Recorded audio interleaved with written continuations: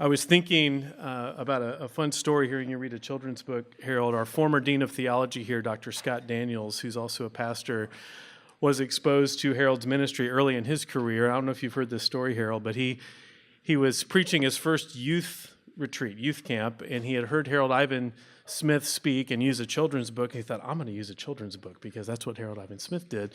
So he found this great children's book he thought that fit with the sermon, and he's about halfway through this hilarious children's book that had something about a dirty diaper in it or something, and all the high school students are laughing, and one of the camp counselors was deeply offended and stormed up onto the platform and ripped the book out of his hands and stormed out of the sanctuary. So he said it didn't quite go as well for him as it did for Harold Ivan Smith reading a children's book, so he never tried that again after that. But it is really a joy to have you here. Would you please welcome back Dr. Harold Ivan Smith?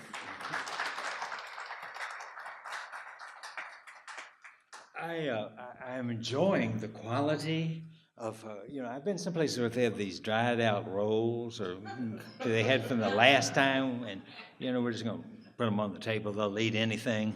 And as I perceive it, these are pretty good victuals out there. So nobody's going to get weak. Thank you, Galen, for providing that. This is not technically a children's book, and it's new to me, but I think you'll like it. It's called It's Never Too Late by Dallas Clayton. It's never too late. If today was the day that it all came crashing with thunderclaps and lightning flashing, how would you feel? Where would you stand? Who would you want to hold your hand? What would you care of bills and debts, of opinions of people you'd never met? What would you think of the laundry pile, of the kitchen sink, or the bathroom tile? What would you do with those final hours?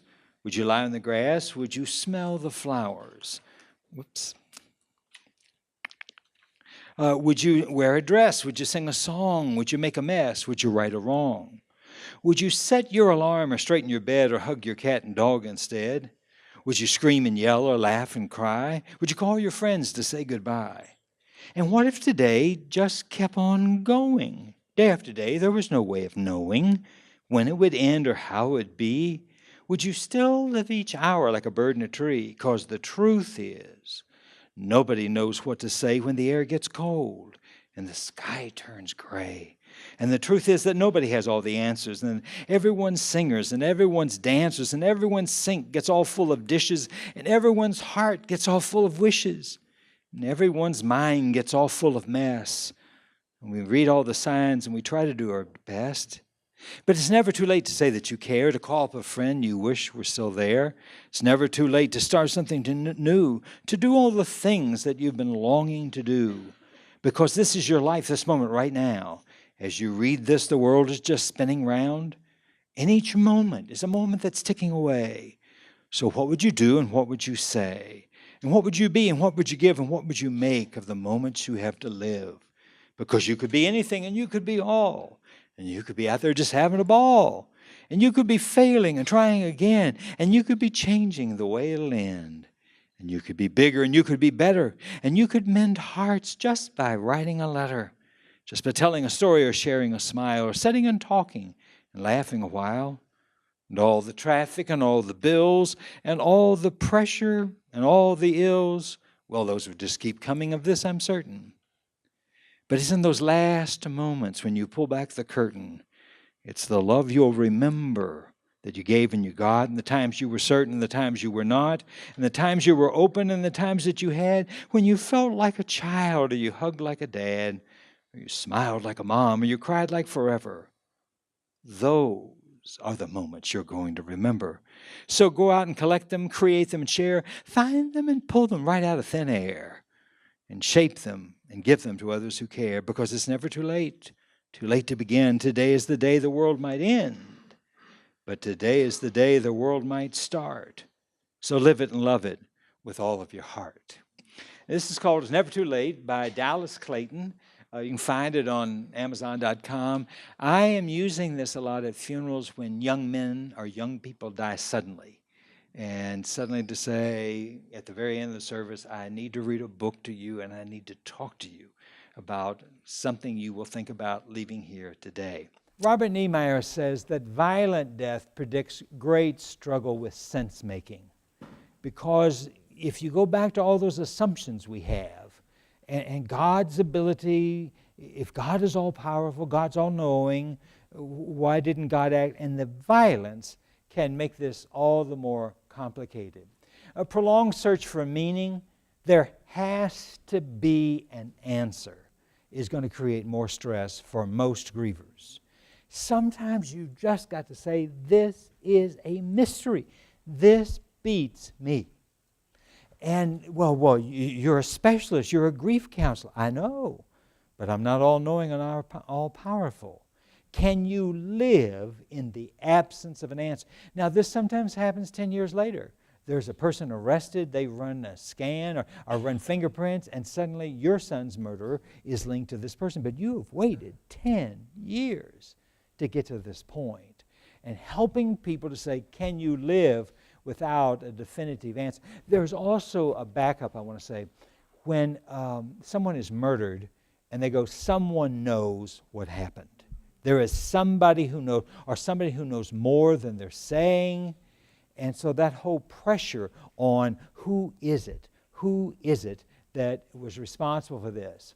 And so this statement and this is what Mary Tillman said in a congressional testimony, this death will never make sense if you guys don't start telling me the truth. And it's a process of reconstructing meaning. Okay, we got to shore up this house. What do we need to do to make this house suitable for the rest of our lives? It's going to be a question, am I going to find meaning or am I going to make meaning? And with some people I've said, I have to tell you, you're not going to find any meaning in this. But there may be making meaning. Let me give it a little example. We had a cute little girl, the princess, I called her in our church, Billy. And all those little pigtails bouncing, and she was energy. And she was feeling bad, kind of like the flu, and they took her to our huge Children's Mercy Hospital, and, well, take her home, keep her hydrated. She's going to be all right in a couple days. She didn't last through the night. Here is this young couple who had done the right thing. They had taken her to the best children's hospital in the Midwest of the United States, and she died. Talk about a tough funeral. It was a nightmare for our pastor who has young children. He was just in tears. But I was telling someone during the break, if you walk by the sidewalk, you'll notice like a big birdhouse right there by the sidewalk leading into the church. And this little Billy loved books. She loved them, And so they said, we want to put a birdhouse here with a door, and people can put books in there, and children can take doors, because young neighborhood, so a lot of families walking by the church, and children know you can stop and get a book out. And so that's the lingering gift of the numbers of people who have read books because of this little girl. It won't bring Billy back, no. But nevertheless, it's that little tiny something they did to make meaning in it. This is William Reed, who I don't know much about it, but I heard him last week on NPR. He is the guy who spent 20 hours with James Holmes, who was the Aurora shooter. And the NPR was asking, why did this guy shoot down in Parkland? This is what he said, neither I nor anyone else understands the true why. We try very much to come to some resolution in our minds, something that helps us settle the why. The actual why can never be known. So you're asking me to live without an answer. How can you ask me that? Well, that's what life, in fact, does. Now, this is what Sue Kleiboat said. She talked about her world. She said, my initial thought, no, they must have another Dylan Kleiboat. I didn't know there were two Dylans Kleiboats in Denver and all the stuff she went through. I could straighten the whole mess out if I could only explain why everything they were thinking about Dylan was not true. I did not realize I had entered a new phase in my life. I still thought the order of the world as I had known it could be restored. And I listed her memoir. It's a powerful memoir of how do you do, and when people see your name, they go, that name rings a bell. Should I know your name? And she has just always said, yes, you may have read about my son, who was one of the shooters at Columbine. And she has just chosen to walk into it. But she has traveled this country talking to psychiatrists, psychologists, and quite a fascinating book. Post 9/11 questions from Frederica Matthews Green. She came with great questions. These make sense to me. She said the only useful question is not why. It is what's next. And I tell people you can get a why answer from a pathologist, but it doesn't bring your loved one back. That is not the question. You can ask till you're hoarse. But the question that gets answers is, now what do I do? And what should I do next? And of course, some people, they can do radical. Oh, we're going to move. We're going to do X, Y, all these kind of things. Well, maybe we need to think through what you're getting ready to do. And what should be my response to this ugly event or disclosure? I've watched some of the Amish in Kansas City when an alcoholic driver hits a buggy and some of their family members are killed, and the compassion they show. Now, I remind people that you got to understand this has been Amish blood to forgive people for 300 years. This is not something they got at a seminar 2 weeks ago. And how they reach out. And the one that went to court in Missouri and said, Judge, this young boy, our boy's dead, he's gone. If you send this young boy to prison, what's it going to do to his life? He's not going to have any kind of life. It's awful. And I don't know what you need to do, but I just need sending this young boy to prison is not the answer. And an awful lot of people went, boy, I sure couldn't do this. But it's that sense of what do I do with this ugly situation? And then is how can I bring the best out of it? Now, I'm giving you two versions of this because sometimes you work with secular people. But the better question she asked, how can God bring resurrection out of this? Or how can I partner with God? Or how can I not get in God's way? Because there is a temptation. God knows what He's going to do, but we want to get in the way, and that complicates it even for God. And some traumas are so outrageous. This is what Niemeyer was saying. People just can't hear that narrative. It is too ugly. It is too raw, especially when there's great violence to a child's body or something like that. They just cannot deal with the outrageous. Look at this picture. Now, I'm sorry it's blurred, but it's the best one I have. Brilliant economist, London School of Economics from Sri Lanka. This is her husband and two boys. They had decided during the break, winter break, they're going to take the boys skiing in Switzerland. The boys were all excited, we're going to Switzerland, they're going to ski. And her father got wind of it. And so her father is one of those aristocrats. I'm hearing something about Switzerland. You can take the boys to Switzerland anytime. I expect you to bring my two grandsons here to spend these days with me. You know, I'm not getting any younger. And he wouldn't back off, and finally she said, okay, Dad will come. So they fly to Sri Lanka, and Dad says, you know what we ought to do? It's cold in London. Let's get a condo out on the beach. And the boys can play on the beach all day. It's going to be great. Well, why? It is perfect. They're packing up. Their time is over, going back to the parents' home. And all of a sudden, Danilai is standing there, and she looks out the window going, what is that? And she screams, run! And she grabbed a boy in each hand, took off running, and the tsunami came in. She wakes up way far from the house. Neither boy is there. So you imagine the mother's frantic. Where are my boys? Where are my boys? Where's my husband?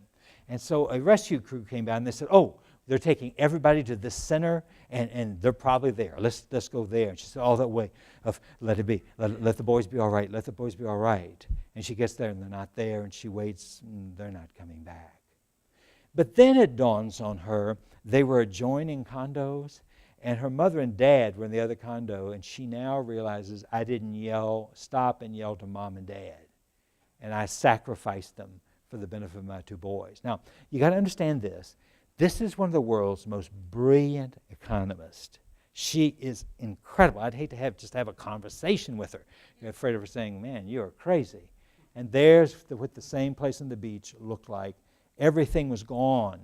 And this is what she said, I am in an unbearable situation that people cannot bear to contemplate. And I cringe to be bereft in a way that cannot be imagined. I reel from the humiliation that my pain is so outlandish, it's not palatable to others. And, you know, she goes, I've got to go back and try to meet classes in January. So she goes back, and of course people are just, all this, they don't know what to say and all this, and she goes, this was not the best idea. She can't go back to their apartment. The memories are overwhelming. But here's kind of an idea that Niemeyer came up with. No, not Niemeyer. It's Lynn Humphreys. Okay, what do you need to make sense of what's happened to you? What would help you make sense of it? What would it be? Well, for the police to arrest someone, or for them to be convicted, for me to know they're going to jail, or X, Y, and Z. Now, tell me how that would help. It's not bringing your loved one back, but how? And sometimes it's a simple thing. I want the doctor to come down and tell me he or she is sorry. Jonathan Ho at Johns Hopkins, that's what his strategy is. And the hospital lawyers go nuts, but he said, I was responsible. I'm going to face that family. And he said, often I ask, may I sit down? And they know something awful has happened. And he said, I made a mistake in surgery and your father died. I am so sorry. But I wanted to be the one to tell you. I did not do my best and your father died. And so they're hysterical. And then finally one of the sons said, Dr. Ho, did you get up this morning and go, I want to kill somebody in the surgery? No, well, no. So you're telling me you're kind of human. Is that you're a doctor, but you're kind of human? Yeah.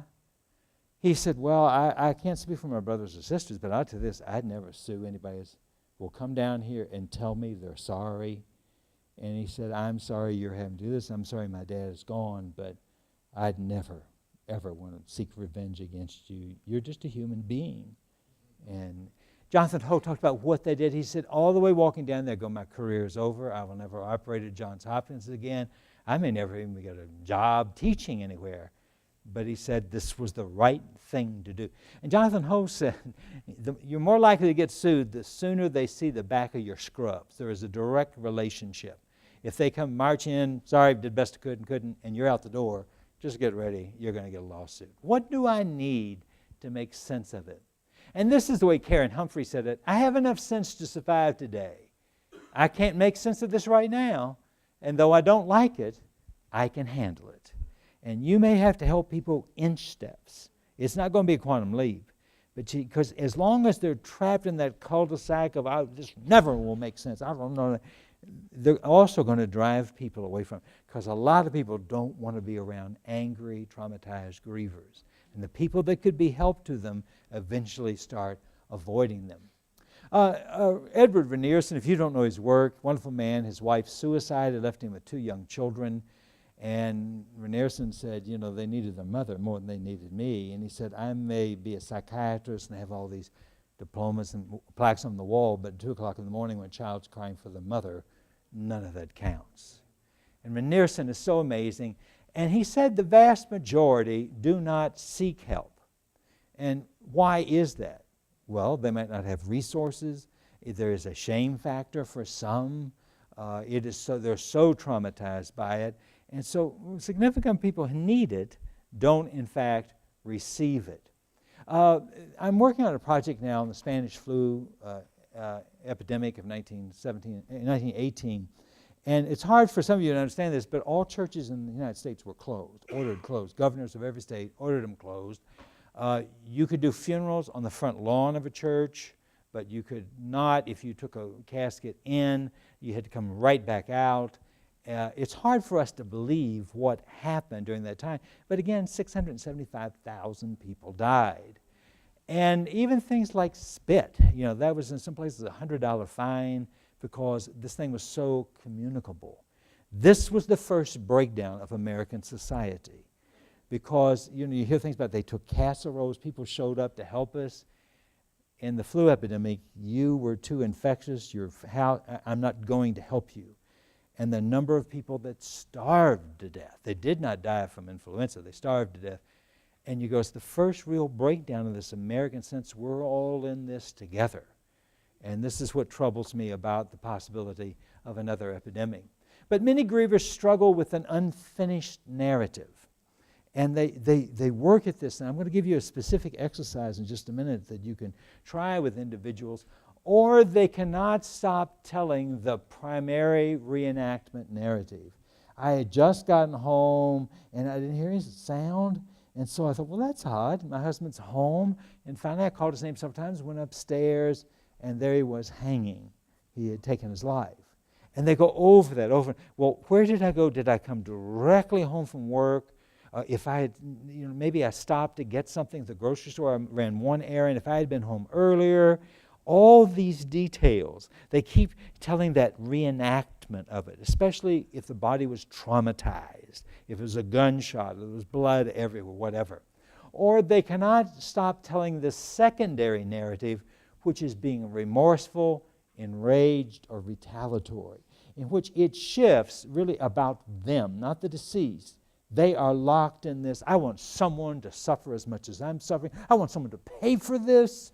It is that strong emotion that really is blocking the integration of the loss.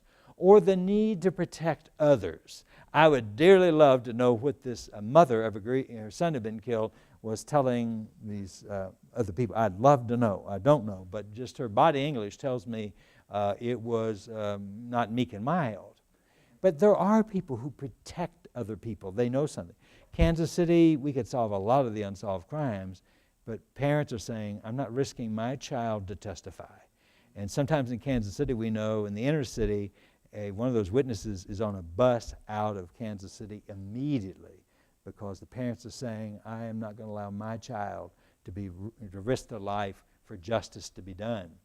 In the telling of our tales, we seek help in finding answers, or at least in permission to share the burning questions. One of the important things we do is just offer hospitality. And I listen, and I'm like, boy, I can't even find a toehold to get hold of this. And then somebody say, oh, you've helped me so much. Well, I didn't say anything. But the people who listen for you to take a breath. Now, when my mother died, I remember how I felt, and now suddenly they're now, and you feel better when they leave. They didn't bring any comfort to you. And the people think they got to have answers. I love what you said about Millard. I'm here to agree with you. Abraham Lincoln, great statement was, I wish to condole with you.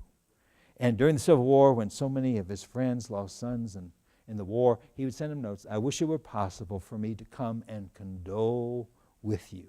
And Abraham Lincoln went to funerals even on Christmas so he could be with as many families as possible. And then this concept of Mekom Hanakama. The Jews have suffered so much through history, so they got grief pretty well figured out. And one of these great ideas is Mekom Hanakama, safe place of comfort. And so some people tell me, I go to the cemetery. And, well, why do you go to the cemetery? Well, because I feel close to them. And somebody else says, I don't know why they go. You got to stop get them to stop going there. But one woman said, nobody rushes out to me with a box of Kleenex, goes, they're in a better place. And there's the one place where I can grieve. I've had people tell me it's the shower. And they go turn on the shower. They may not take a shower, but the water is covering up their crying. For some men, it may be their garage. They're pounding on something and nailing something. But giving them that safe place. It could be walking along a stream. You don't catch anything, but you just fish. It could be walking, all these places. This is where my friend Lee Esposito sits on that bench. Her son is buried. The cremains are right below. And she says, when I need to talk to Billy, I go out there and sit and tell him what's on my mind. This is where Eleanor Roosevelt went in her grief. This is the Statue of Grief in Rock Creek Park. The morning of the first inauguration, she was there at 6 a.m. going, I cannot do this. I cannot be the First Lady. We have come back to Washington where my husband betrayed me with Lucy Mercer. I cannot do this. And they said, Eleanor, it's too late. You're here.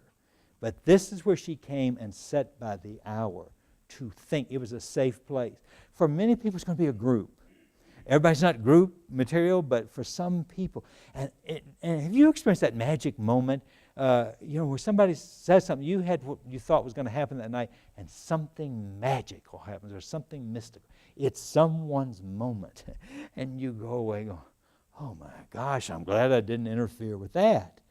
But it was the right moment. They came through the intersection. And that's what makes doing grief groups so important. And sometimes they say that again. Say what you just said. Well, I think I said this. You have now just put into words what they've been trying to think. I want to talk real briefly about diversity, because this is a huge issue that the country is not doing well with. But looking at African Americans, the homicide rate by victims, according to the 2010 census, Caucasian males is 5.4 males per 100,000. But in African males, it's 39.7, 7 times. Look at it in Caucasian females, 1.9, 3 times as much. And Paul Rosenblatt and some of his team at the University of Wisconsin are really calling us to attention in our professional meetings about, do you understand the nature of how non-whites experience grief? Are you just going charging in? And I took a seminar on First Nation grief, and boy, was I wrong about that. Because I just thought, oh, First Nation, okay. Not to realize the nuances in tribes that can be vastly different. And I've spent so much time apologizing. I had a situation happen at the funeral home. You don't expect you're going to bury Chinese people in Independence, Missouri. And this man, incredible man, he had come to America, learned enough English to say, take me to Chinatown, and jump ship in New York Harbor. And he came to Kansas City. I don't know how, but he opened restaurants. He was the caterer for the Kansas City Chiefs. It was just an amazing story. Sent all of his kids to school. And so when I met with them, I'm just going, oh, they're Buddhists. Okay, they're Buddhists. This makes sense. Yeah, and so we go through all this. And they go, no, we're not Buddhists. And I go, what are you? Kind of Methodist, but we're not Buddhists. And I go, well, oh boy, I'm so sorry. And finally I said, I think I've offended you. So I'll tell you what I'm going to do. I'm going to step outside, and I want you all to talk. And if you decide I'm not the person to do your father's funeral, I'm going to understand. Because I came in with some assumptions that I never should have assumed. And they said, no, you just didn't know. So you haven't really offended us. It's just a little awkward. Well, I went home that night going, something is still wrong. I know something is wrong. So I called the funeral home. First thing the next morning, they go, oh, yeah, the family is not happy. We need another meeting with the family. And so they wanted a very traditional Chinese funeral. And so I finally said, tell me what you want. What is it you want? And they said, well, number one, you're not saying anything. Oh, okay. And you just sit up there, and then we'll give you a signal when it's time for it to be over. And I'm going, okay. And they're going to burn that incense. They're going to kneel. They're going to do all those kind of things. And, we're going to start at 10 o'clock, but don't expect everybody to be there at 10 o'clock. They'll come when they get there. And they said, in these funerals, people are going to talk in the pews. So you don't have to say anything. They're going to be talking. I'm sitting there, and no one is talking. Hundreds of people that no one's talking. I went, I have screwed this up again. So I crawled across the floor, literally, to where the oldest son was, and I said, have I screwed up this? He said, no, why? You told me everyone's talking. It's complete silence. I said, well, they'll start talking in a bit. And then the wife says, but get them to cut out all that incense. I'm sick of all that incense everywhere. And I said, I can't tell them to stop doing that. Then the Grand Dromo showed up, and the last I saw of the family, they were on the ground, prostrate, in front of the casket, doing the Chinese rituals. And I'm like, oh boy, I'm not going to get paid for this one. So we're in the cemetery. I'm doing the best I can. And they said, our ancestors are buried here, grandparents. My dad brought all the grandparents over. Do you think we could take some of the flowers off Dad's grave and put them there? Sure. Well, where are they? Well, we don't know. Okay, let's see. This cemetery, they're somewhere here. And they said, so here we are in the limo, just driving very slowly up and down. Well, stop. We think this is it. And it was. So it's 5 below zero. There we are, and worshiping the ancestors and honoring the ancestors. And they thought it was the greatest thing. I was the greatest thing since sliced bread. And I was just like, boy, it taught me a lesson to be culturally present, not to assume anything. And that's particularly true here. This is what McDivitt Niemeyer and his team, Laurie Burke, talked about. It's understanding those dimensions. It is a public health issue. And some of the factors of African Americans that Rosenblatt and his team talk about, they're shaped by strong faith. They may not go to church every Sunday, but there is a church that has deep roots to them and deep meaning. Secondly, they're influenced by broader family ties. Now, I'm speaking stereotypically. Who is family? Family can mean much broader than normal little. They don't fit in boxes real easy. And of course, this is Bobby Brown leaving angry after Whitney Houston's funeral. That didn't turn out the way it was supposed to go. And that whole issue of who is family was the critical issue in the disturbance. There's a history of struggle against racism, and now this has reached such epic proportions in our country, with a number of young men shot in inner city issues. They just kind of understand. All you have to say is Tuskegee Institute, the Tuskegee experiments, and it makes sense. But there can be also skepticism toward intentionality in mental health professionals. At St. Luke's, it does not really work very well to say, well, we've done everything we can. We need to think about disconnecting them. Oh, no, no, no. You're not disconnecting them. You're going to do everything possible. And so we've understood that that's the culture. You're not respecting us. You want to save money. So no, we don't. It's just we've run out of ideas. But we've learned we need to be very sensitive to that. In many cases, it's going to be the first and key resource may well be the pastor and the first lady. And in some cases, the pastor's understanding may be Kubler-Ross. You're going to go through these stages. And so helping them to receive what the pastor or first lady has told them without junking it, just saying, oh, okay, tell me a little bit more about that. Now, might I find a way to build onto it rather than saying, well, we don't really believe that. And trauma may lead to complicated spiritual mourning. I want to give you an assignment, if you're interested in this, to go to Google Scholar and type in complicated spiritual mourning, Burke, Lori Burke. She's now at VA in Portland. This is absolute incredible research they're doing. Her doctoral dissertation was looking at large African-American megachurches with a high incidence of multiple homicides in families. And so I heard Lori present, and I said, well, now, you didn't talk at all about Martin Luther King. And she said, what's Martin Luther King got to do? I said, everything. It's a multi-homicide. So I went through like 8 deaths in Martin Luther King's family, including him. His brother died under mysterious circumstances. All the coroner's paperwork has disappeared in the coroner's office in Fulton County. 2 of his nieces and nephews have dropped dead jogging. 5 years after Martin died, his mother was shot to death while playing the organ at Ebenezer Baptist Church. 3 of the children saw the shooting. So you go through this, and I said, this will help a lot of people to understand your concept. If you bring in the Kings, what they have gone through and what work they did not do, the children did not do. But this is a huge issue, and I'd love to ask these pallbearers, is this your first time to be a pallbearer? Well, maybe not. It might be more times than I've been a pallbearer.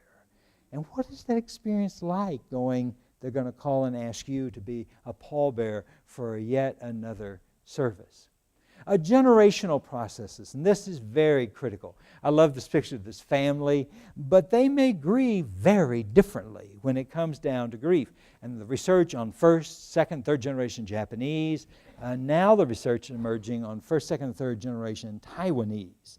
The vast differences in the way we're more American, and yes, that's what the grandparents did, but we're not doing all that. Really an issue among the Hmong, who were brought from Vietnam, resettled in the United States. And one of my Hmong students at the university was just really struggling, because you go, if you're that tribe, you go all the way across the country. And she said, Dad, I can't do it.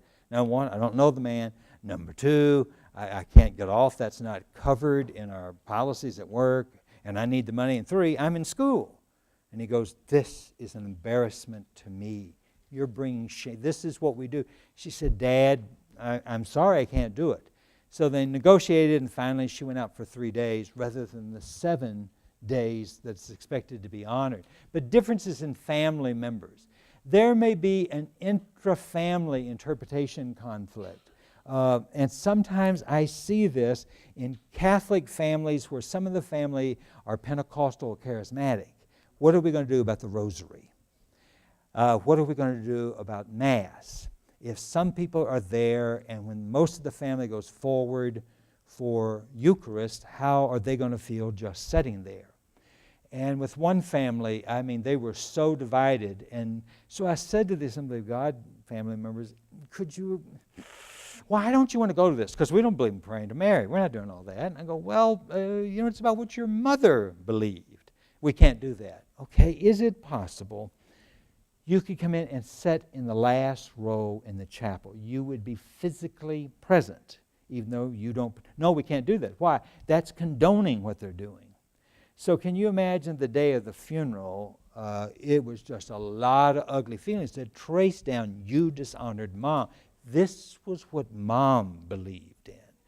And boy, that was one, there was just no turf that could be sorted through. Second is variation within faith traditions. Sometimes with secular inclinations, I've had explained there are great differences between Baptists. There's Baptists and there's Baptists italicized, Baptist neon. And you can't make these generalizations today.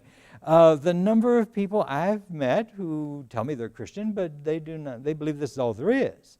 The idea of heaven or afterlife, that's not part of it.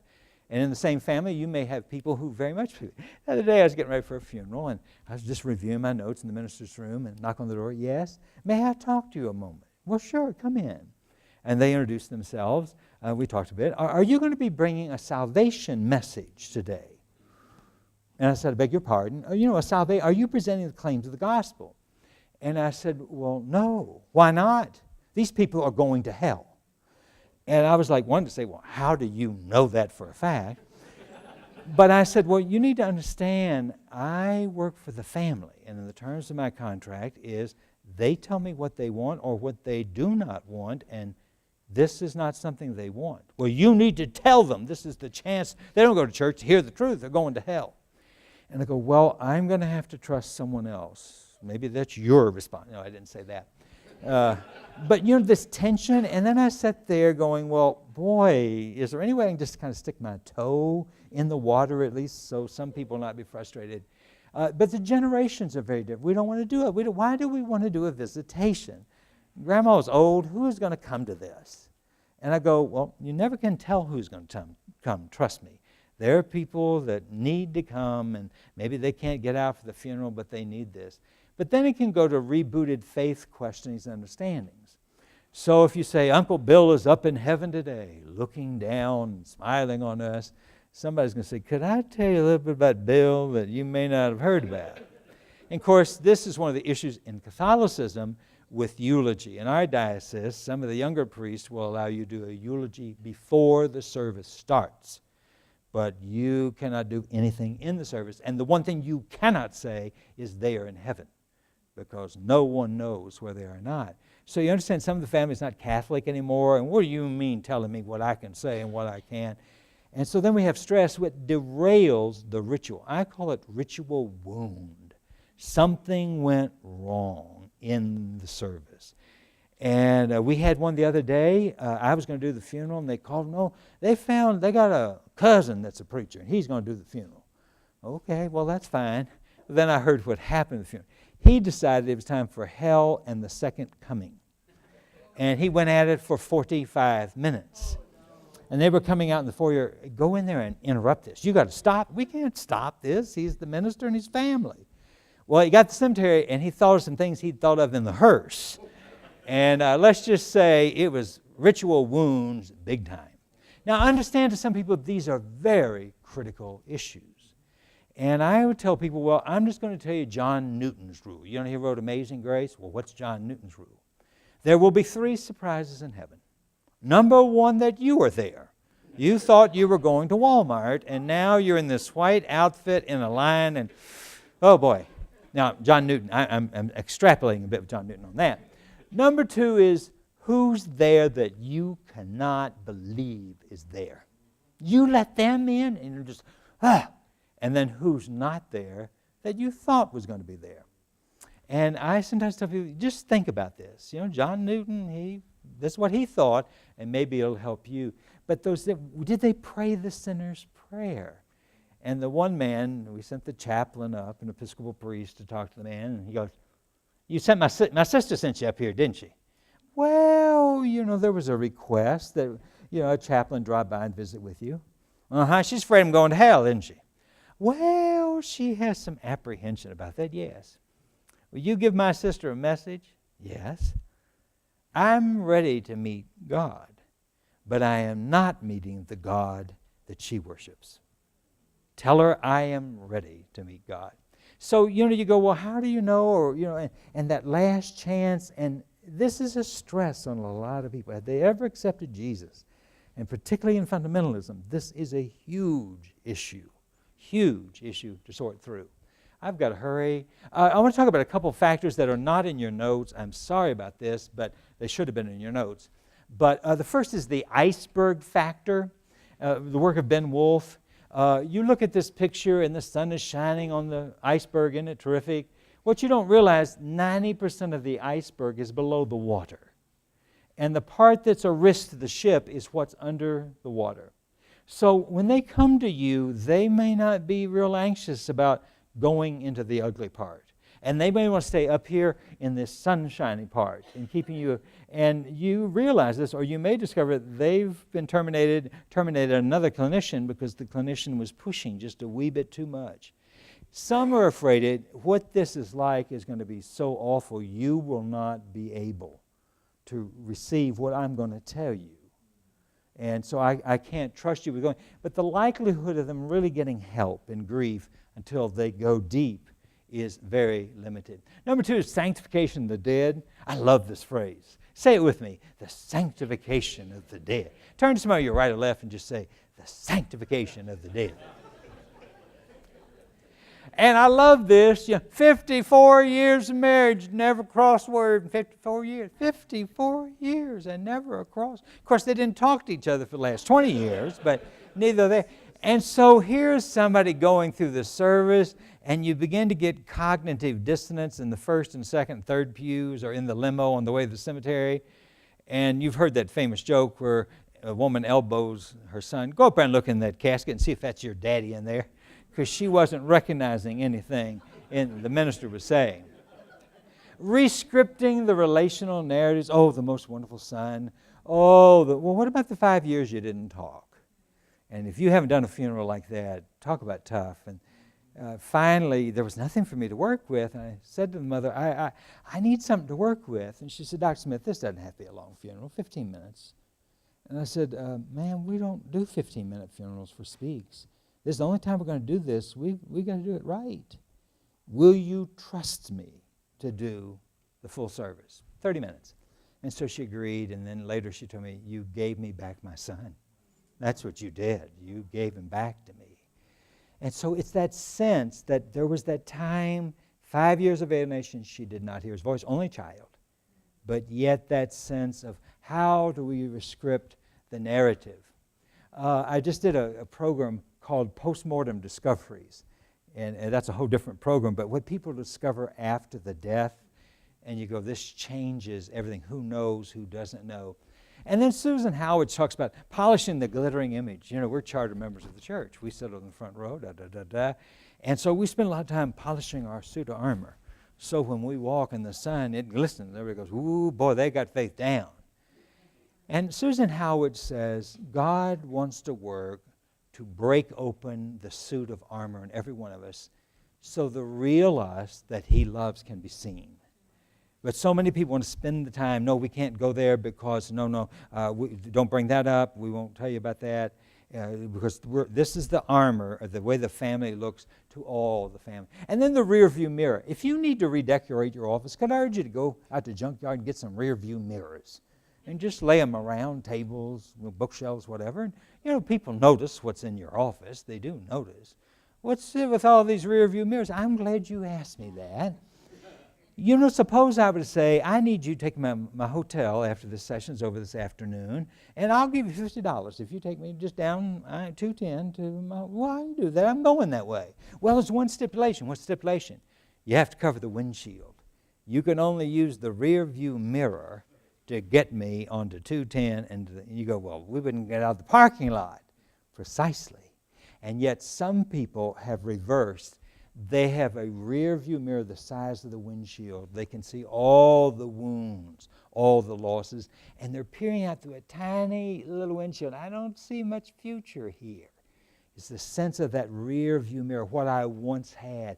It'll never be as good as what I've lost. You wouldn't understand because you haven't lost what I've lost. but the rear view mirror thinking. Just like some funerals when the eulogy, and the son is giving the eulogy and just keeps going, and you're tossing points out as they go. But just some overview from two men I studied with at the International Grief Conference, Rob Stevenson and Antonio Cabrera. And they really drilled into us about sensitivity. And one of the critical issues is what's normal. And I tell people, you want normal? I can tell you exactly where it is. It's an hour and 10 minutes north of St. Louis. And there's a nice university there. There's a Russell Stover outlet. My bizarre great aunt lived there. There was nothing normal about her.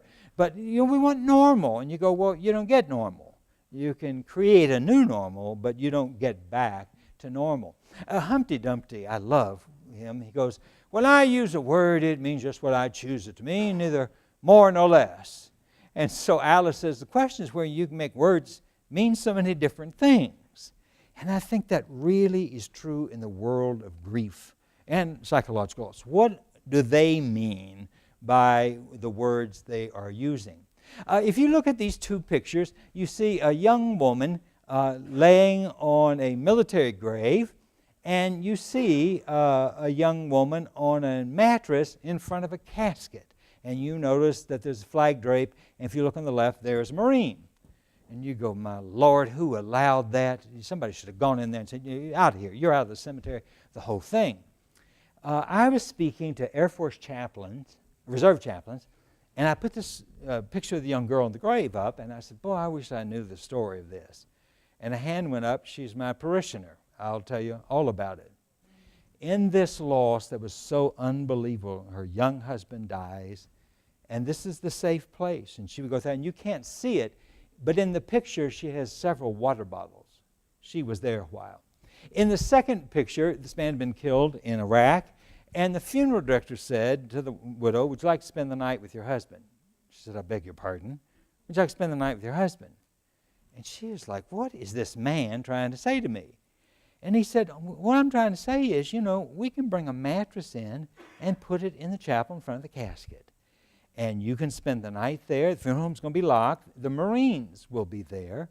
But, and you tell us what time you want us to come, wake you up, take you home so you can prepare for the funeral, and we'll do it. And she took advantage of it. And she said, it was the most comforting night to me since he had been deployed.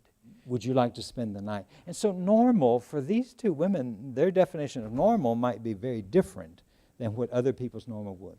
And researchers have tried to decide what normal or abnormal grief is. It's almost like I'll know it when I see it. But you have to admit it's complicated by great diversity, especially in multiple generations and multiple families where they have different streams. What is going to be the competing stream in the family narrative? But I like this phrase for abnormal: specific symptoms or levels of human distress that are life-limiting. And you're getting this phrase, I wish you could have known her before this happened. You're getting the impression something has radically changed, and they cannot move out of the past. They're like looking in the rearview mirror. And then we were drilled not to say, I am here to help you, like I'm the cavalry riding in over the hill to rescue the wagon train. No, to say, I am here. How might I be able to help you? Huge difference in that early signal. I'm here. How might I be able to help you? And for some of us, that takes a little adjusting, but it opens. It's like the family may well open the drawbridge over the moat, and you can now go into the secured castle because you're not there to solve the problem. How can I be an accompañero to you? And that for many Latinos, there's a strong preoccupation with the present, just as there is among the poor. How are we going to live without this income? If it's a Social Security check, how are we now going to live? If Grandma, we would really rely, how are we going to live? So it's great about the by and by, but right now, how do we get through this week? How do we make the rent payments? And beginning to understand how we engage the present with some grievers, particularly if they say, well, Mom is living by herself. That neighborhood has changed a lot. We really need to get Mom out of there. into a nice high-rise with people her age that go to the mall on Tuesdays and Thursdays and play bingos on Wednesday afternoon. And yet this is the memory magnet for this woman. And you want to take this elderly widow out when she can walk to the store, maybe to the post office, the dry cleaners, all these years of experience. You want to rip her from that on top of her grief. And so how do we deal with the present? Very important. That body language, tone of voice speak more than words. But in some of the Latino faiths, the disease may be attributed to a curse or to someone willing the person. Down in Miami, Fort Lauderdale, some of those funerals are great because somebody's there doing the eye. They're just there looking at every visitor. There's somebody here that willed them dead, so who is it? And you go, well, I don't believe that. They do believe that. So you go, how do I navigate something I don't believe, but yet makes sense? And you don't just die. Somebody wanted them to die. So who, in fact, was that person? They have a strong resistance, stereotypically, Latinos and Asians, to hospice care, do not resuscitate orders. This morning's New York Times, USA Today is pretty devastating on how many do not resuscitate orders are now ignored routinely, and all the problems it's causing. And so it's very uncommon for Latinos to talk about moving on and this crazy idea of closure. We got to get closure. Let's all join hands around the casket and hum Kumbaya and get closure so we all feel better about this. No, it doesn't work that way. But the strong continuing bonds. So on Day of the Dead, of course they're going to build an altar in Ephrata. Or it may be in a community center. That's where it often is in Kansas City. And they have all these objects there. You look at these and you can soon figure out very quickly who this is for. This is the honoring of their dead. Marigolds, very common, the orange. You may have alcohol, cigarettes, candy bars, whatever. Things that tie specifically to the deceased person they're remembering. And many Latinos will go to the cemetery, very important. I worked on a consulting job with a college that wanted to increase their Latino student rate to 10%. I go, really? Yeah. You 10%? Yeah, that's what we're going to do. And I go, well, what are you going to do about quizzes and exams? What do you mean? Well, if there's a death, they need to go home. And they will need to go home on Day of the Dead. So you're saying that's not going to be an excused absence? Well, we don't let any other kid go home on the year anniversary. Yeah, but you said you want 10% Latino enrollment. And so we started through this long list, and they go, we're going to need to think about this just a little. Nobody had talked to us. They had talked to them about the market. Oh, you can get Latinos in here and fill the dorms. They had not talked about the consequences of it. And what Linda Spilder up in the Bay Area says, the affluent in a culture are more likely to move away from their communities of origin, thus becoming less traditional. And I had to learn this the hard way with my doctoral students at Northern Baptist Seminary. I thought I knew a lot, and I was just pontificating. And one of the doctoral students raised his hand, Dr. may I say something? Yes. You don't know what you're talking about. And I go, I beg your pardon? He said, you're talking about 1 or 2, 3 generations back. I'm on the staff of a mega church in Chicago, and our people come because they want to get away from all that. So we're not having no screaming, no yelling, no passing out in the aisles. The choir's not going to sing 15 verses. It's time. We're going to do a 55-minute service. And I go, really? So I said, I think it is time for me to sit down and to let you guys that are African Americans hold forth. And they held court. And boy, I've never forgotten the experience, but I learned a great deal about economic influences among African American and minority families. Be very cautious about the generalizations. And then keeping the grand jury in session. This is one of the Olympic athletes who testified in court on the sentencing. And that whole thing, but some of those young women talked about they blamed themselves. There must have been something I did. And I listened to one of the mothers the other day saying, I was in the room when it happened. How could I not have known? And of course, he was blocking view and all the things he did to disguise what he was doing. But she said, I'm never going to get over this. That what kind of mother wouldn't have said, no, what is this procedure about? Or X, Y, and Z.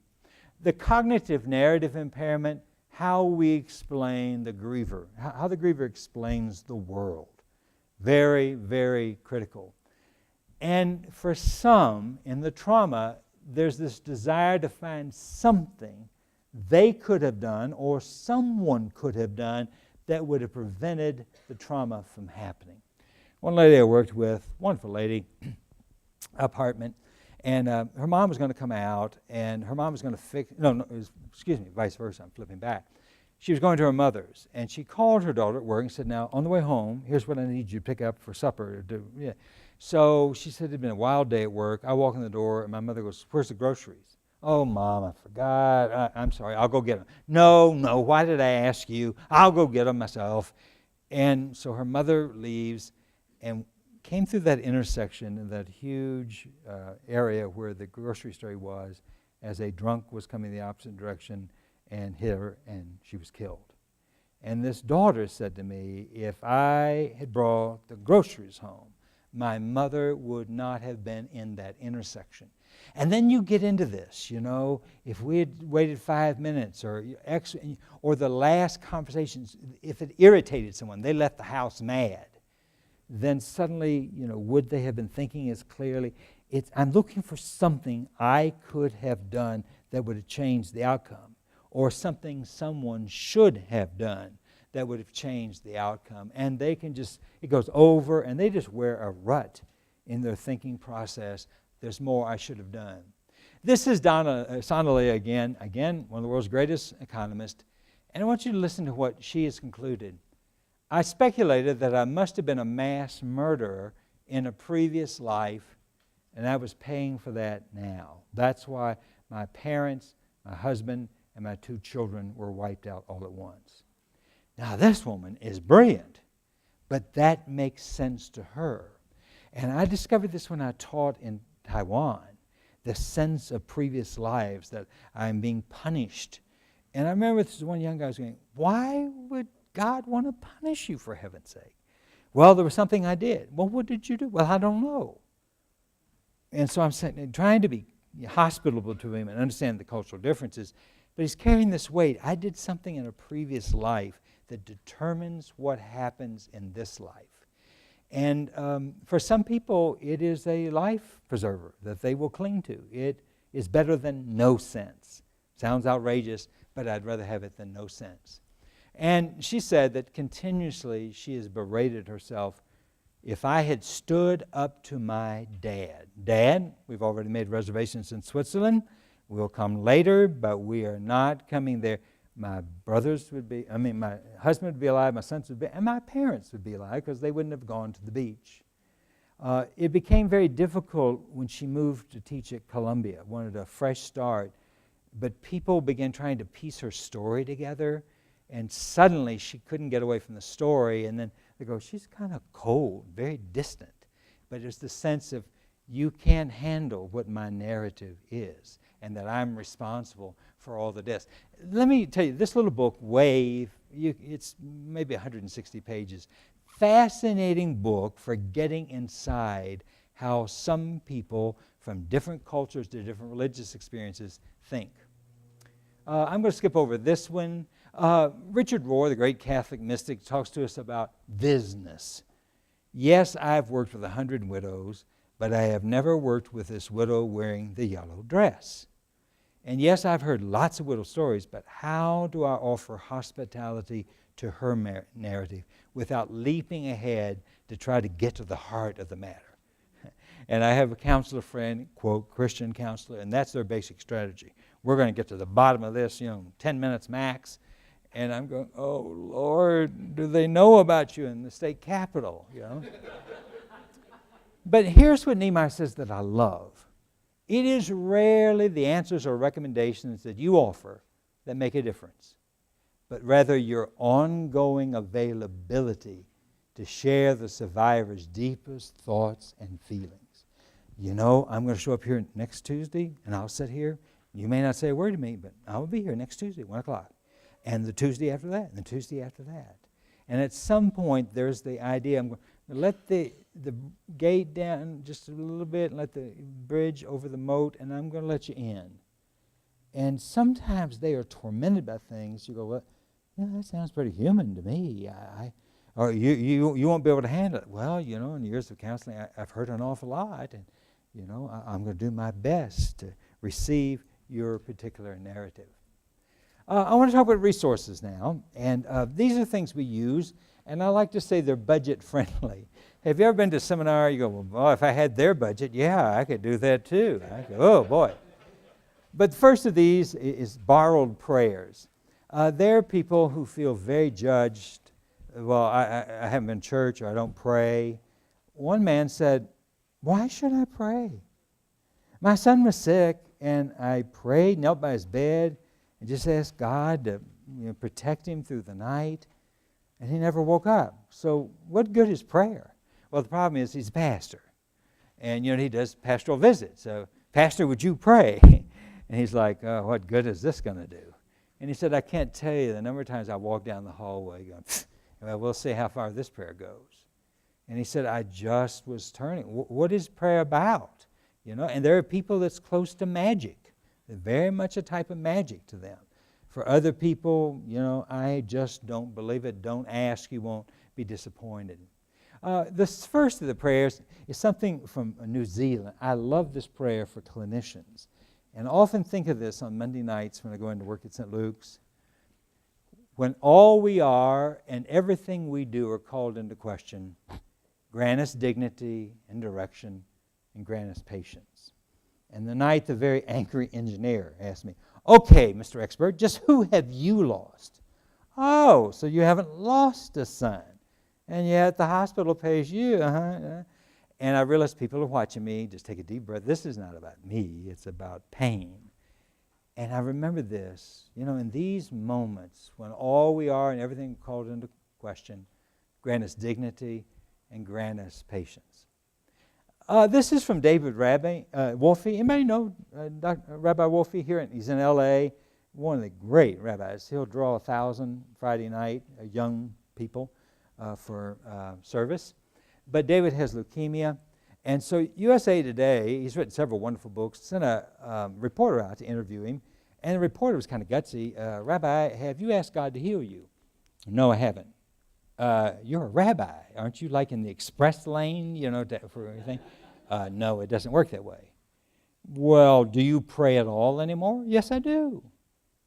Well, what do you pray, Rabbi? God, stay close. Because he said, if I have a sense God is close, whatever it is, I can probably get down the road with it.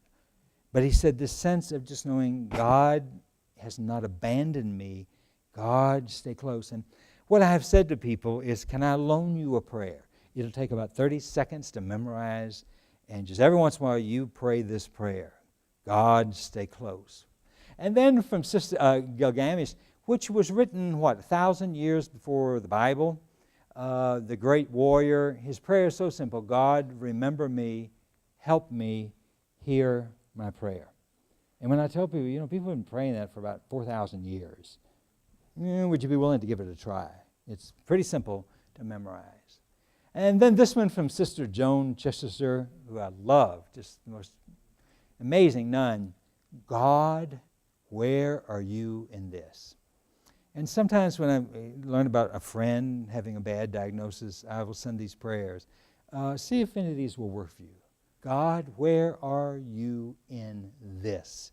And it's all right to use a couple exclamation marks at the end of it. God, where are you in this? Now this prayer, I'm going to ask you to participate with me. I'm going to ask you to read what's bold because I want you to hear this prayer before I comment on it. So if you'll read what's bold, if you feel comfortable. All that we ought to have thought, all that we ought to have said, all that we ought to have done, all that we ought not to have thought, all that we ought not to have spoken, for thoughts, words, and works. Pray we, O God, for forgiveness. Okay. Anybody want to take a guess of how old this prayer is? It's experts say, 27 centuries. I find this prayer absolutely amazing because I asked, what's left out of this? And somebody said, well, what I felt that I shouldn't have felt, or what I didn't feel that I should have felt. But I asked people, would you be willing to take this prayer and for the next 30 days, pray it once a day? Particularly with people who are self-indicting, if I had done this, it wouldn't have happened. Would you just be willing once a day? And with one construction worker who, it had been a horrible day, he was filthy, he said sweat, and I can't go to my mom's looking like this. I'm going to go take a shower, I'll go check on Mom. And he said, I went home and took a shower, and he said, have you ever been so tired in the summertime, I'm just going to stretch out. I'm just going to rest my eyes for 10 minutes. And he said, I went sound asleep. By the time I got to Mom's house, she was dead. If I had not taken that shower, if I had not laid down, my mother would still be alive. So we listened a minute, and I said, can I tell you something? You know, a lot of people die in ambulances en route to downstairs, the Heart Institute, St. Luke's. And, you know, some of them, once they get in the emergency room, die. Or they die up on the 3rd floor. So, yeah, I understand why you believe if you had gone over there, you would have found her, called 911 and all that. But that's not exactly provable. So I said, can you just make a deal? You'll carry this like in your wallet. And every time you go to indict yourself, which was, he was telling, every afternoon he'd go, I got to go run by Mom's, check on Mom, and then, I don't have to do that. At that moment, would you find a way to take this out and just read it or pray it? And then can we see if anything happens? It's like that continuum I showed you. I want to nudge him out of the mud puddle. Can we get him? I may not get him to believing he wasn't somewhat responsible, but can I get him out of that dark place? I just find this prayer utterly amazing, just utterly amazing. And then this is something new that I just learned from the guy who's at something in the Fields Episcopal Church in London, whatever, Anglican. St. Martin's. Say again? St. Martin's in the Fields? Yes, thank you. St. Martin's of the Field. He talked about, you ever preach a sermon, and it was during Lent, and it wasn't that good. He said, I got a call from this guy one day, and he had decided to pass out nails Good Friday. Now, I can't tell you what the purpose of that was, but maybe he didn't come up with anything else to say on Good Friday. So he passed out the nails. And he said, 30 years later, I got a call from this guy. He was a fireman. And he said, do you remember passing out the nails? Yeah, kind of. Can I tell you what I did with the nails? Well, sure. I took them and sewed them into my overalls in the fire station. And in one, it's faith. And I pray, be close to me, I need you. And the second nail is, give me the strength to do what I need to do today. And he said the third nail is, help me make it through to live another day. And some of those fires he was in, that's the one he was rubbing in his overalls. Help me live through this. Now, the pastor would not admit where he still ever has passed out nails since. But for one individual, that was extremely helpful. Little short prayers, very succinct, that they can use. Tzedakah. I, again, told you I believe in borrowing from Judaism or world traditions. And tzedakah, in the Judaism, they believe everybody here is for one reason. There are no accidental births, none. And that's tikkun olam. You are here to help repair the world, to put at least one stitch in the torn fabric of humanity. So often I will ask people, what was some act of mercy or justice or kindness that your dad did? And they tell me, well, who's doing that now? Since he died, who's fulfilling that? So might you take on that good deed, and you are doing it simply as a way of honoring your dad. You look at tikkun olam, it sounds a little strange, and then you go, okay, what do you do about Patrick Bouvier Kennedy? President's son, died with lung disease, lived 48 hours. I mean, it's the president's son, for heaven's sake. Surely they could have saved his life, and they didn't. Well, you need to know that hyaline membrane disease, when Patrick Bouvier died in 1963, killed 90% of babies who were born with that condition. Today, it's less than 10%. Of course, what happened when the president's son dies, all the research dollars start flowing through research agencies and through health department. And there are lots of babies who live because of discoveries they made after John Kennedy buried his boy. And I'll just tell you one other story. He wanted to be with Patrick during the night. Jackie could not be moved. She was at Otis Air Force Base where she had given premature birth to the baby. And she was wrestling with her own problems that she had smoked till the baby was born. And that's a direct correlation to hyaline membrane disease. And so President was on a cot, and about 2 o'clock in the morning, they woke up the President of the United States and said, "Sir, you need to come. This is it. Patrick is dying." And they had Patrick in a 20-foot tube pumping pure oxygen in, saying this is radical, but it's MIT, Boston Med. We think this is the one thing we know to do. And so he stood there and he watched his baby take his last heartbeat. Then something happened the Secret Service had never trained for. The President of the United States was on the floor sobbing hysterically. And some of these Secret Service don't know what to do. This is the most powerful man in the world. And some turned their backs. They just couldn't watch it. And finally, one Secret Service agent knelt down and laid out beside President Kennedy. And he said, "Mr. President, who do you want to break the news to Jackie?" And he said, "I want to tell her, Mr. President, we're here whenever you're ready. We'll take you to Mrs. Kennedy." Jack Kennedy finally got up off the floor. He was preparing to leave, but there were 2 babies in that glass tube. And there was another baby and another mother that had been there the whole time. And he was almost out the door, and he goes, "Wait just a minute." And he walked back to this woman, and he said, "How often do you come?" "Well, I'm here all the time." He said, "Would you promise me that you'll never give up on your baby? My baby's gone, but will you promise me you'll keep loving that baby?" And of course, she's beside her to visit the President of the United States. And then he said, "Let's go visit Mrs. Kennedy." But the research tap opened, and babies were saved. Even though he only lived 2 days, the research taps were opened. By the way, I have to tell you, when the president was killed, Jackie could not tell Caroline. So she had the Irish nanny, Maud Shaw, tell her. And Maud Shaw thanked her for her confidence. And she told Caroline Kennedy, the night of the assassination, "You know, your little brother Patrick is up in heaven, and he was so lonely that God took your so he could look after Patrick up in heaven." Now, Caroline Kennedy is a brilliant woman. She was a brilliant 6-year-old, and that was not tracking with Caroline in the least. But, she wanted to be a good camper, and she let it go at that. Let me hurry. Refrigerator quotes. I'm a big believer in studying historical people. So I've studied the King family, Eleanor. I've studied Theodore Roosevelt, all these people. How did they get through their grief? And Eleanor has this great quote, "You must do the thing you think you cannot do." Now, you need to understand the background. She had flown down to Georgia to bring the president's body back. While she's at the little White House, she discovered Lucy Mercer Rutherford had been there for 3 days. Franklin had promised her in 1918 he would never see Lucy again.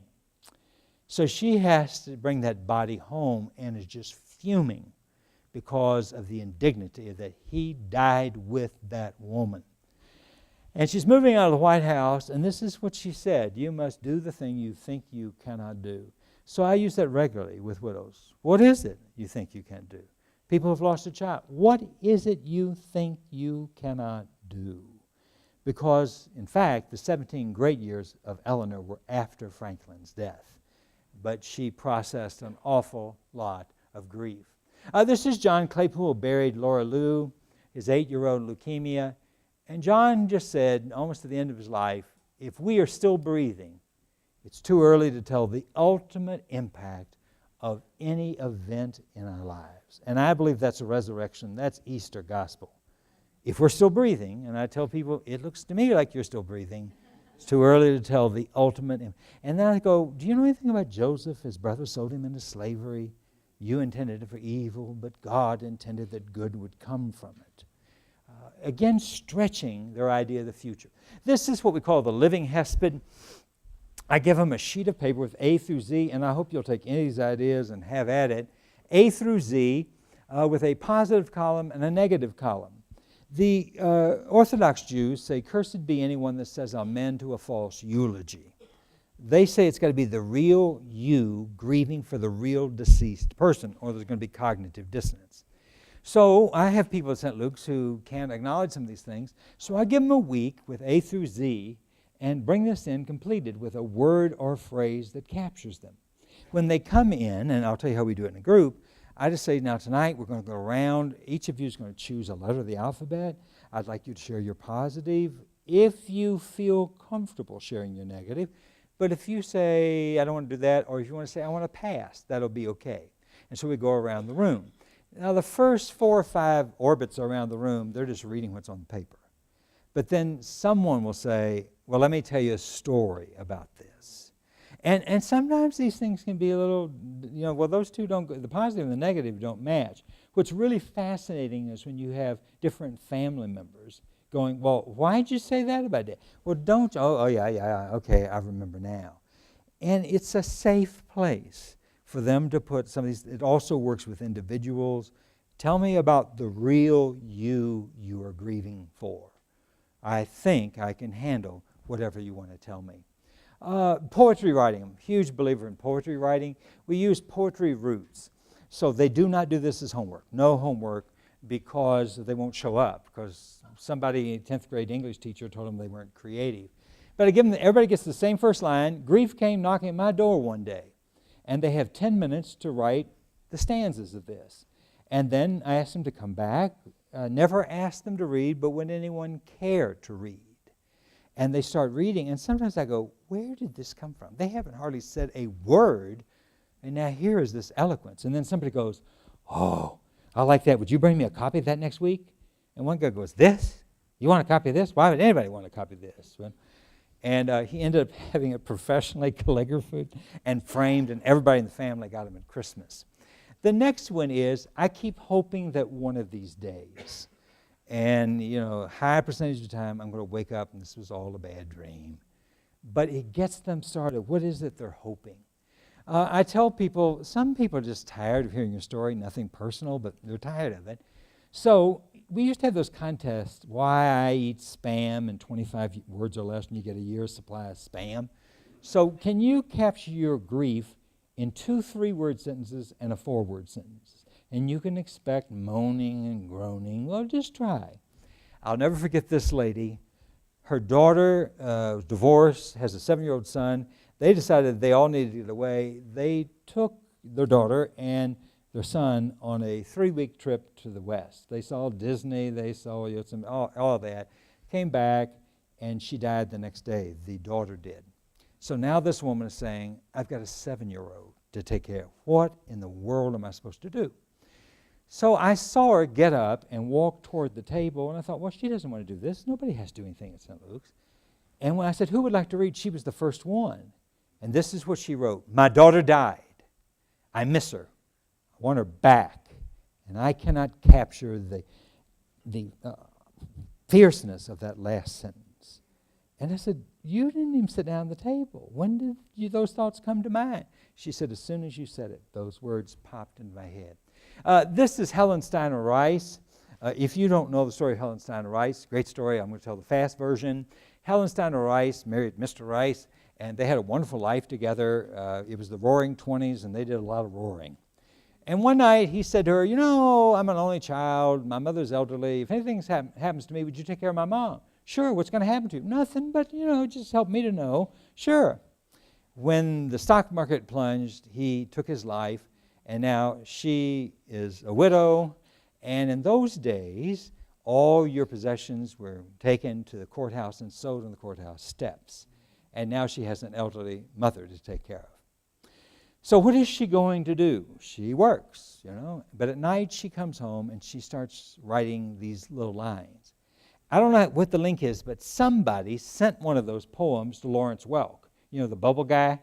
And he had a 1 and a 2 and read that, and the rest is history. But she was a professional lampshade designer. she was not a poet. And the royalties of her work has gone to charity. It's an amazing story of Helen Steiner Rice. So I tell them, how do I know the next Helen Steiner Rice is not sitting in this circle? And you know, I believe that, because who would believe that lampshade designer is going to write all the famous poetry? Making gratitudes, I've got to hurry. So this is in your notes. But Ted Vanierson, coming out as a suicide survivor, says, it's your job to, can you find something that's going to be an anchor point for them? Way to make sense of what's happening, and it happens in the retelling the story. I ask people, I give them a list of 12, I want you to name 12 things you're grateful for. And somebody's always going to say, have you not been listening to me? Why do you think I'm here? Because my child died. What do I have to be grateful for? And I go, well, you know what you've told me about your son, pretty neat kid. Can you be grateful you had such a neat kid? Can you be grateful you had him 12 years? And he goes, well, I guess I could try this. And so he did. Because George Bonanno at Columbia says, gratitude changes the soil in which grief takes place. Some of you put nutrients in your flower bed to help the flowers grow. And he says the same effect. Grateful people. He said it may be a tiny thing. Now, before George Bonanno will take you as a patient, you have to agree that every night before you go to bed, you'll name 3 things you're grateful for. And if not, you go, well, I'll do a referral. We've got plenty of other clinicians. And I decided before we tried this at St. Luke's, I would try it. And that's the way I close my eyes, with 3 things I am grateful for. Even when I was trying to pass a kidney stone on a junket in Vietnam, in no way was I going to a Vietnamese hospital. It was, Lord, I am glad of something that I believe this is going to pass. And it did pass. But whoa, it was scary. And then 3 other questions. These should be in your notes. What might be right about this? Well, what's right about it? I had a chance to spend a week with him before he passed. I got to be there for an hour, and we just sat and talked about everything. I got to take Dad to dinner, and then the next morning. But what could be right about this? How could this have been worse if I'd been on the other side of the world, if I had been sick? And what are you at this time grateful for? This is George and Barbara George Bush. This is his 4-year-old that died of leukemia. Robin Pauline broke George Bush's heart. But the benefit, the gratitude is the Robin Pauline Bush Center at MD Anderson. The Bushes did not get a miracle in '54, but thousands of families have gotten their miracles through treatment. And George H.W. always went to the board meetings, and now he can't. But he helped raise $50 million because he said it's going to cost more money in the future. We've got to have the best so that families can possibly get the miracle that we did not get. I want to highly recommend Abigail Thomas, her book, Thinking About Memoir. She says it's a way of figuring out who you were and how you got to where you are. This is the hot field in literature now. 30 years ago, you'd had to have been a movie star, a politician, somebody infamous for them to want your memoir. And remember, a memoir is a particular segment of your life. It's not a biography, it's a slice. And now they're doing memoirs people never heard of, but there's something so incredible about their life. And if you're interested in this at all, you can send me an email. I have an annotated bibliography of great memoirs, grief-related. And we have developed a thing at St. Luke's called In Training. And I tell them, I want you to imagine that your loss is the engine on this train. And I want you to put 3-page boxcars on this train. And people say, I ought to write a book. Well, yeah, you ought to. But can we start you by writing a 3-page memoir slice? And you keep adding those slices. And here are some of the prompts. Idea of a favorite midnight snack. Best birthday present I ever gave. And I go, you may decide you don't like that boxcar, so you delete it. But when you get 100, you get 40 of these, that's 120 pages. You ought to think about either putting it in print or using one of the self-print programs, because a future generation may look back at this, and it's helping. The difference is a shotgun blast and a rifle shot. 3 pages, double-spaced, you can do this. And then we have them read them to us at the hospital. And they're fascinating, absolutely. There are people that have the gift. They have the gift. All right, here's the last thing. Edmund Shneidman, the great Edmund Shneidman. What a great man he was. Edmund Shneidman studied suicide at UCLA, I believe it was, for his entire career. Started at, needed a dissertation topic and just kept at it. And Shneidman, he trained all these therapists, wonderful man, but he had a sense of humor. And so they invited him to come address this big psychological association, and a lot of his students were going to be there. But they said, now we just want you to bring greetings. He said, you don't want a speech? No. There's another speaker. You just bring some greetings, because a lot of your former students are there. You don't want to speak? No, we want greetings. He goes, okay. So the banquet, he gets up and he said, oh, it's so good to see a lot of you. And I had students, good to see you tonight. He said, I have learned there are 2 questions that will lower the suicide rate in this country. Thank you very much. I've enjoyed being with you tonight. And he's walking away. No, Dr. Shneidman, come back. No, I couldn't. We have a speaker. We really want to. No, Dr. Shneidman, come back up here now. Come back. Well, if you insist, okay. And Dr. Shneidman said, here are the 2 questions. Where do you hurt? How can I help? Now, Janet McLeod at Marion, University has now published the Smith Corollary, which is, how willing am I to be inconvenienced by your answers to 1 and 2? But I have come to believe these are take it to the bank.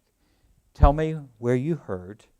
Now, how can I help you? Sitting at that table looking at that doctor, brilliant woman whose daughter had taken her life. And I didn't have any magical solutions, but I said to her, here are the 2 questions I want to ask you. Tell me where you hurt right now. How can I help you? And I talked a lot about suicide and all that. Going home, I went, oh, God, I shouldn't have done that. I stepped over a boundary there. And I should not have been so forthcoming with her. But the next morning, getting ready for the funeral, the aunt walked up to me and said, you really helped my sister. And I said, well, I felt badly about it. She said, no. She took it from you so well because of your reputation, and you helped her, and you were willing to listen to her last night. And those 2 questions I just think are great. I like this from Francine Shapiro. My therapist is the banister on the stairs that I climb. Now, they are not the steps, but they are the banister that's going to get them to another place.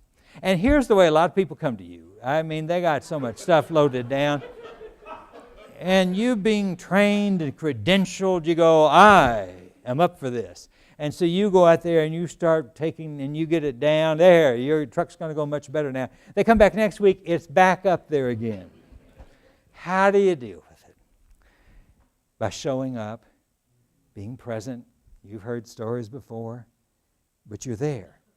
And they come to believe you are willing to listen to anything you want to tell them, even when there are lots of ellipsis marks and it rambles all over the countryside. Because you're going in the name of one who listened. And the greatest comfort he takes is, did you see my kid the other day counseling that family? Oh, man, they were really good. And I'm so glad that all of you have come today.